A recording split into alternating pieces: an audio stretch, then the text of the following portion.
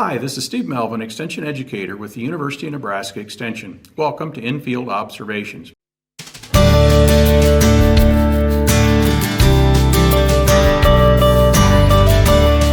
Today we're going to talk about monitoring center pivot pressure.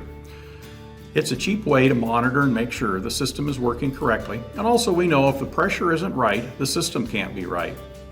A couple years ago we evaluated 66 pivots across the state of Nebraska and found that at the end of the machine the pressure was too low on 55% of them and too high on 26%. So certainly you can see that there's a good chance you may have a pivot that's not functioning correctly.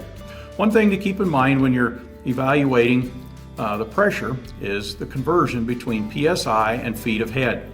You can see on the left a little short column of water, 2.31 feet high. If you screwed a pressure gauge in the bottom, would read 1 PSI. The other column that's 10 times that high, or 23 feet high, would create 10 PSI pressure on the gauge. And 23 feet is a fairly level field from the pivot point out to the end of the pivot. So keep that in mind. If it's going uphill, you're going to need 10 PSI more. If it's going down, you're going to generate an extra 10 PSI. So take a look at the sprinkler chart. Here's an example of one to see what the pressure should be. This is at the top of the riser pipe at the pivot point. So you need to add about 4 PSI on if you're checking it at the bottom.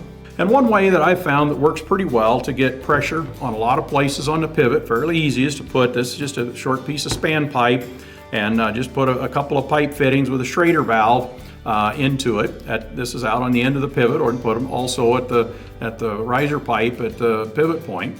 And you can do this on several machines, and then just have one good high quality pressure gauge with a clip on it. You can clip it on there, start it, and you can see what the pressure is. And keep in mind that out at the end of the machine, you need to have 5 PSI pressure above the stated pressure regulator.